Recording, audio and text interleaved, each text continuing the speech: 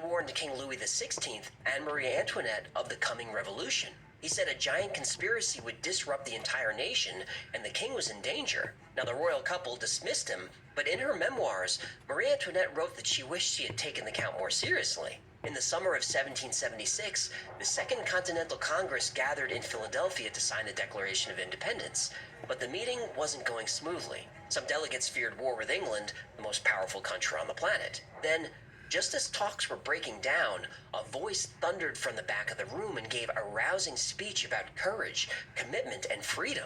Inspired by these words, the delegates immediately rushed forward. John Hancock had barely finished signing when another took up his quill. America would be free. When the men looked up to thank this gentleman, he was gone. His name was never recorded, and though the room was locked and guarded, he was able to enter and leave without anyone seeing him.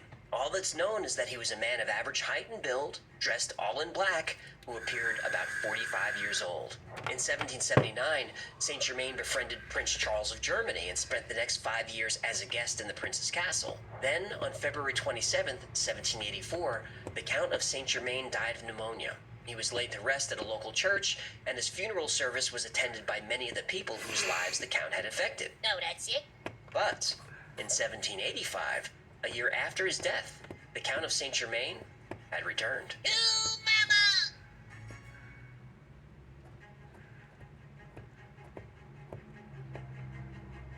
In 1785, a year after the Count of Saint Germain supposedly died, he was seen once again with Anton Mesmer in Germany. Later that year, the French Freemasons had chosen as their representative the Count of Saint Germain. He was seen at the taking of the Bastille in 1789 and at the execution of Marie Antoinette. Almost 40 years later, the Count was seen in Paris several times by Mademoiselle d'Adhemar, who had known him from years before. She wrote in her diary that she was amazed that every time she saw him, he still looked 45 years old. In 1870, Emperor Napoleon III was so fascinated by the Count that he created a special commission to investigate him. A year later, a mysterious fire destroyed all the records they'd gathered. Suspicious. It is. In 1877, Saint Germain was seen again at a Freemason lodge in Venice.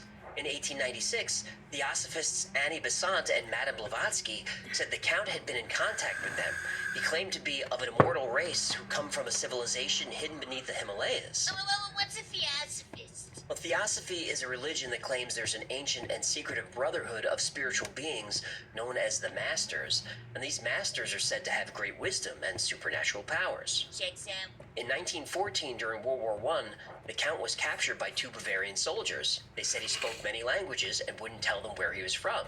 But he did say the war would end in 1918. The soldiers thought he was crazy, but they let the man ramble. The Count said that a tyrant from the lower classes would wear an ancient symbol and lead Germany into another global war in 1939, and that Germany would be defeated in 6 years, but not before committing unspeakable acts of violence. The soldiers were so unsettled by the strange man that they let him go. I'm not the Count you're looking for. Right. In 1930, Guy Ballard met the Count of Saint Germain on Mount Shasta in California, and Ballard claims Saint Germain was one of several ascended masters like Jesus Christ. Ballard formed an entire religion called the I Am Activity movement around Saint Germain's teachings. At one point, the I Am religion had over 1 million members, and it still exists today. And there are many other sightings of the Count throughout history, but these are the most well-known and best documented. So that leaves us to 2 big questions. First, was the Count of Saint Germain a real person? Well, he most definitely was. There's no debate about it. But was he immortal? Well, we'll address that in part 2. Wait, what? You're not gonna tell us now? Nope. That's a bunch of bullshit. I have a reason for doing this. In part 2, we'll see if we can separate the myths from the facts and figure out who the Count of Saint Germain really was. I still say bullshit. Thanks for hanging out with me today. My name's AJ, that's Hecklefish. This has been the Y-Files. If you had fun or learned anything, do me a favor and like, subscribe, comment, share. That stuff really helps the channel. And until part 2, be safe, be kind, and know that you are appreciated.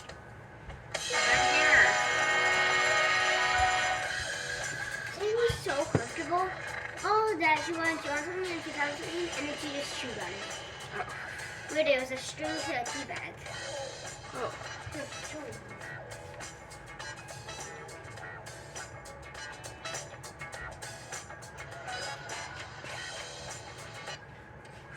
In part one, we talked about the mysterious Count of Saint Germain. He's been called a prophet, a sorcerer, and an immortal.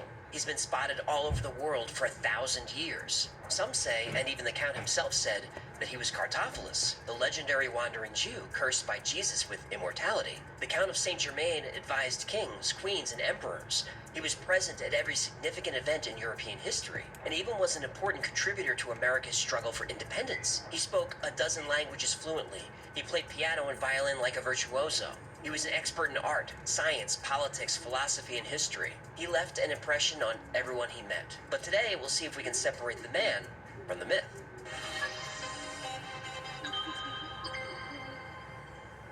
In paranormal history, there isn't a more fascinating figure than the Count of Saint Germain, and there are countless stories about him spanning hundreds of years. But how many of these stories are true? Every story about the Count has him fluent in a dozen languages, and speaks so well that he fools native speakers. This isn't accurate. In historical records, the first we hear about Saint Germain is his arrest in 1745 for being a spy.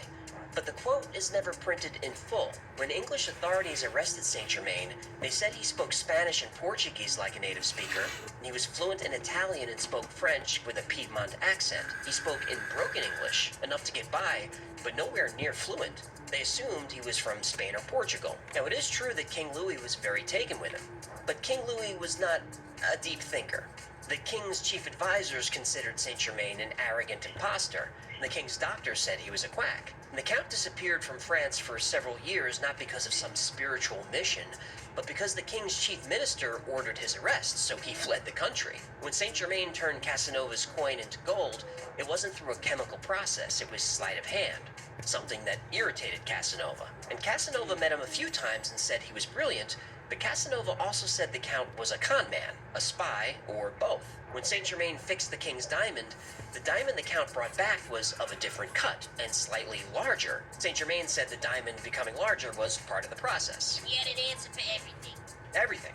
Madame Pompadour, the king's chief mistress, was very familiar with precious stones, and she looked through a box of the Count's gems, laughed, and said they were fake. She did say they were very pretty, but still fake. Yes, Voltaire did say that the Count of Saint Germain is the man who knows everything and never dies. I've seen this quoted a million times. But what's rarely said is, Voltaire was being sarcastic. He was pretty much saying, oh yeah, that guy. Now, the story about the Countess who recognizes him from 50 years ago, that happened. But the entire story isn't often told. The Countess, who was almost 90, was senile, and everybody knew this. Even Saint Germain said so. When the Countess thought she met Saint Germain years earlier, she simply made a mistake and set a legend in motion. Ooh, what about him meeting Jesus and all that? Right. Those stories got started because an English comedian named Millard Gower started impersonating Saint Germain as part of his act.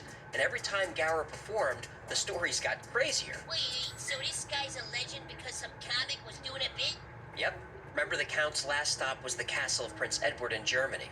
Prince Edward said the Count of Saint Germain was a small, gray-haired, elderly man, not a chatty 45-year-old. When Saint Germain died in 1784, allegedly, his death was witnessed, and his belongings were meticulously documented. There were no diamonds, no elixirs, and the only money to his name was about 80 Reich dollars. Ooh, how many millions is that? It's about $100. Oh. When Theosophist Madame Blavatsky said she had Saint Germain's secret documents, she actually had a copy of a memoir written a few years earlier. And the memoir didn't contain mystical knowledge, just biographical information and stories about a charming man who was good at talking people's ears off. Eventually, Blavatsky was exposed as a fraud by a whistleblower in her movement. But plenty of occultists were fans of the Count. Look, maybe Guy Ballard really did meet Saint Germain on Mount Shasta. I don't know, I wasn't there.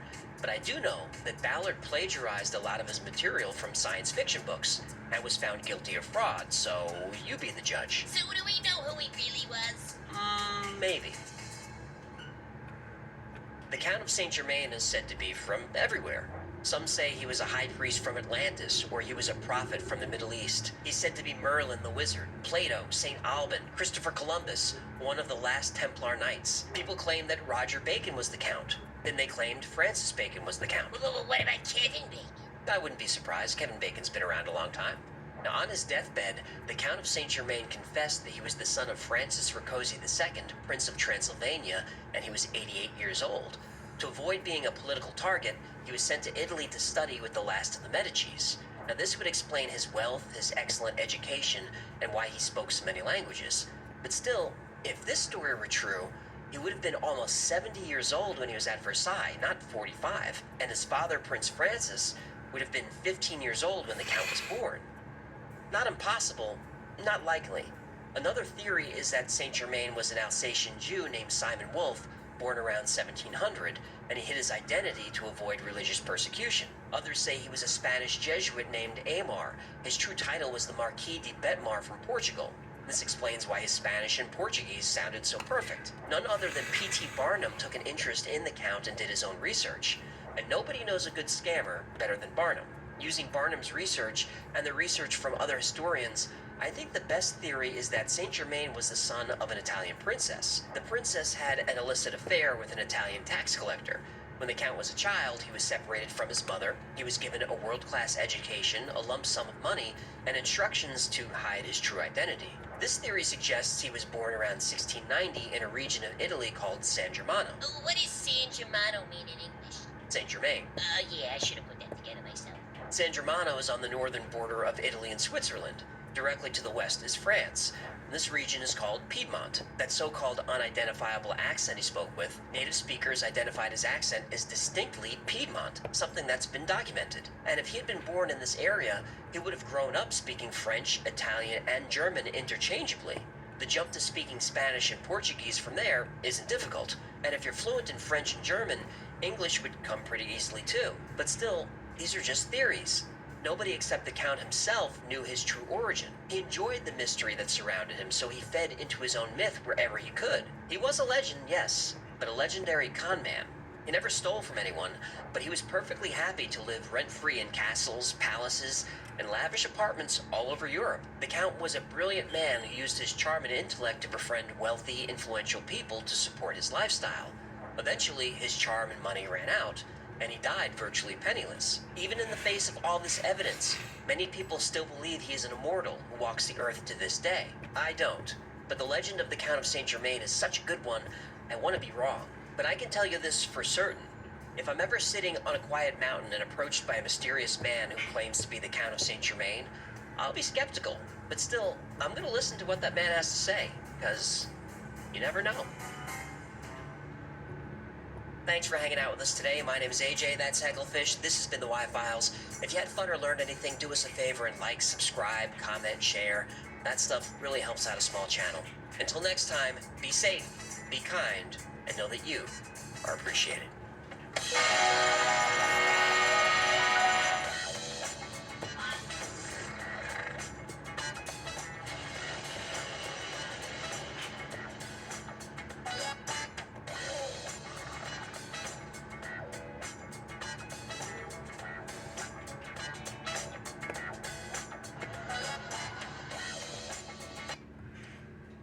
Imagine you wake up one morning and notice everything around you is just a tiny bit different. Maybe you're in the same house, but furniture is slightly out of place. Your favorite coffee mug is there, but it has a crack you don't remember. And you could have sworn your coffee maker was black, but this one is chrome. And just as you think that you're going crazy, you feel a strange tingling sensation and hear a buzzing in your ears. A flash of light, the buzzing stops, and you feel dizzy. As you regain your balance, you look around. Everything seems back to normal. The coffee maker is black. Your mug is not cracked, so what was that? A dream? Your imagination? It seems so real. Are you just overtired, or are you going crazy? Or maybe you somehow slipped through the multiverse. For a brief moment, you switched lives with yourself in an alternate reality. There are